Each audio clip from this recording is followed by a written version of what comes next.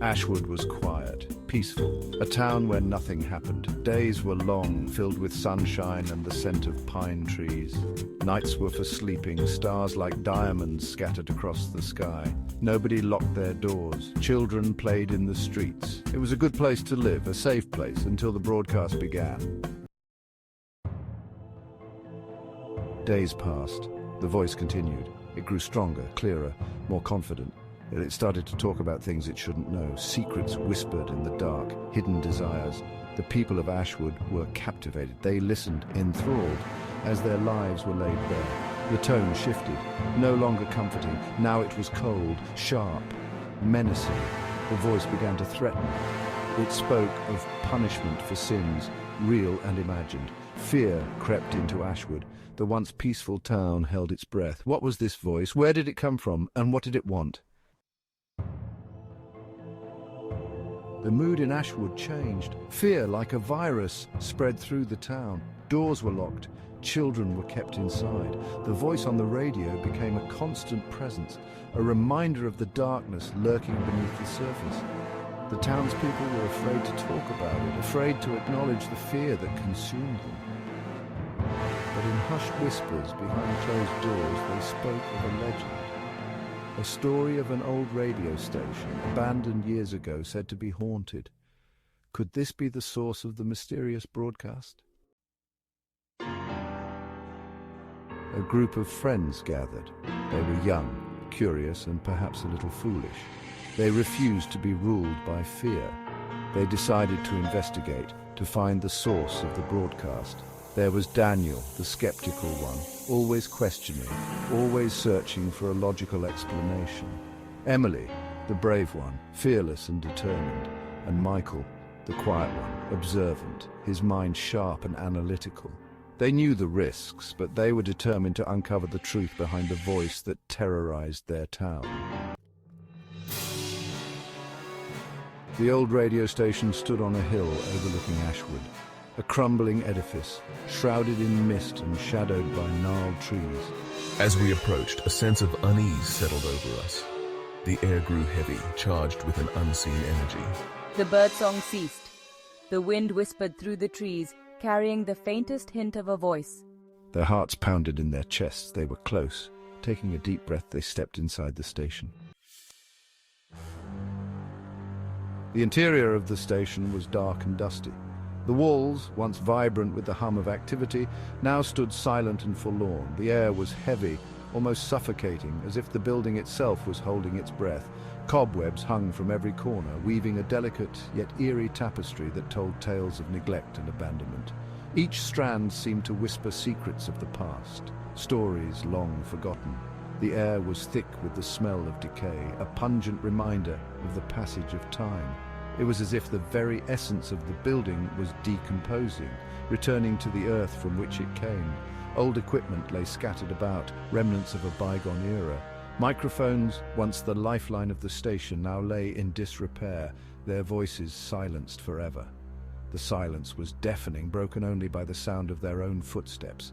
Each step echoed through the empty halls, a stark reminder of the life that once thrived here. The silence was almost tangible, pressing down on them like a weight. The sound of their footsteps was the only thing that broke the oppressive silence, a rhythmic reminder of their presence in this forsaken place. This place, it feels like it's been abandoned for ages. The walls seem to hold memories, echoes of voices that once filled the air. Yeah, but there's something else. Do you feel that? Like we're being watched? It's as if the shadows themselves are alive, observing our every move. As they ventured deeper into the station, they felt a presence. It was an unsettling feeling, a coldness that seeped into their bones, making them shiver despite the still air. A coldness that seeped into their bones. Their breath became visible in the frigid air, each exhale a ghostly reminder of their own mortality. The hairs on the back of their necks stood on end. They were not alone. Every creak, every whisper of the wind seemed to carry a message, a warning. Something else was there, watching them from the shadows, a presence that was both unseen and undeniable, lurking just beyond the edge of their vision. Welcome to my domain. The voice was a chilling whisper, echoing through the empty halls, sending a shiver down their spines. This was no ordinary place. It was a realm where the past and present intertwined, where the living and the dead coexisted in a fragile balance. They found the broadcasting room. It was hidden deep within the old abandoned radio station, a place long forgotten by time. Dust covered the equipment and cobwebs hung like curtains from the ceiling. The air was thick with an unsettling silence, broken only by the occasional creak of the old building settling. In the center, a single microphone stood bathed in an eerie green light. It seemed almost out of place, too pristine for such a decrepit setting. The green glow cast long, sinister shadows on the walls, making the room feel even more otherworldly. As they watched, the light pulsed, like a heartbeat, steady and rhythmic.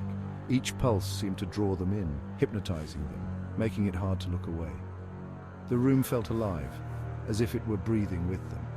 And the voice echoed through the room. It was a voice unlike any they had ever heard, filled with a chilling resonance that seemed to vibrate through their very bones. The sound waves danced in the air, visible to the naked eye, adding to the surreal atmosphere. It spoke directly to them, its tone mocking, menacing. The words dripped with malice, each syllable a dagger aimed at their hearts.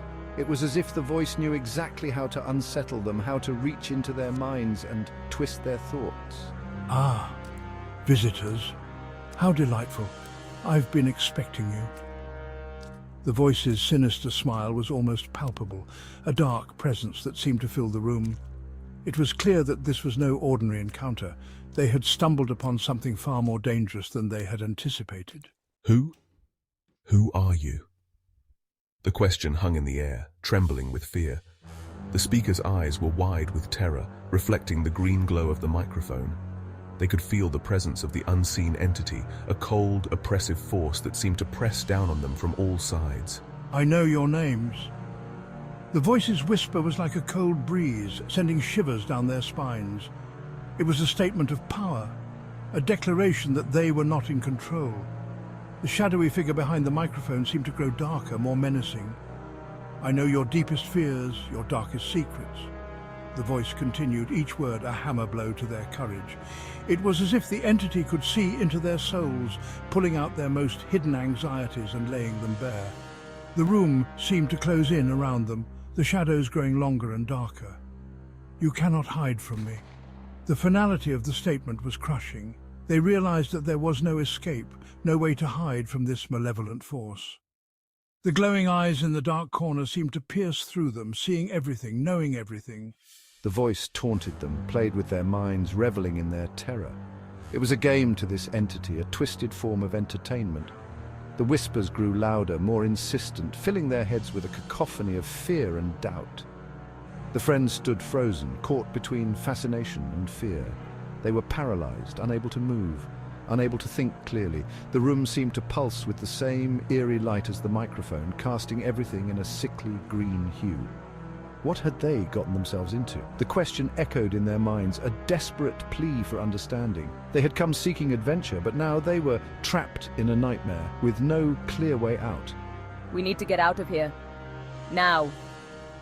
The urgency in the voice was palpable, a stark contrast to the mocking tone of the entity. They knew they had to escape, but the path was unclear, and the shadows seemed to close in around them, making every step a challenge.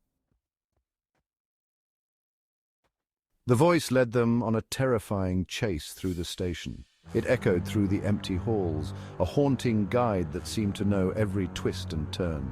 The station, once a place of mundane broadcasts, had transformed into a labyrinth of shadows and fear, down twisting corridors, through darkened rooms, each step filled with dread. The walls seemed to close in, the air growing colder with each passing moment.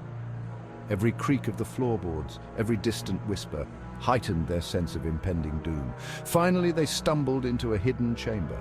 The entrance was concealed behind a heavy, ancient door, its surface covered in strange, arcane symbols. Pushing it open, they were met with a sight that sent shivers down their spines. A cold stone room, lit by flickering torches. The flames cast eerie shadows on the walls, dancing in a macabre ballet. The room felt alive, as if it were watching them, waiting for something. What is this place? The question hung in the air, unanswered, as the oppressive atmosphere seemed to press down on them. It looks like some kind of ritual chamber. The realization brought a new wave of fear as the implications of their discovery began to sink in. In the center of the room, a stone altar. Strange symbols were etched into the floor, radiating an evil energy. The altar seemed to pulse with a dark power, drawing them in despite their fear. The air was thick with the smell of blood and fear. This was no ordinary radio station. The very atmosphere seemed to hum with malevolence, a tangible presence that made their skin crawl. This was a place of dark rituals, of ancient evil. The walls whispered secrets of long-forgotten rites, and the floor bore the stains of countless sacrifices. It was a place where the line between the living and the dead blurred. Welcome to the heart of the darkness. The words echoed ominously, a chilling reminder that they had ventured into a realm where light dared not tread. The friends never left the station, their fate a mystery, their disappearance another dark chapter in Ashwood's history. The broadcast ceased as abruptly as it began, the voice silent for now, but the fear remained. Ashwood was forever changed. The townspeople lived in the shadow of that voice, haunted by the knowledge of what lay hidden in their midst, for they knew deep in their hearts that the voice would return. One day it would rise again, hungry for more.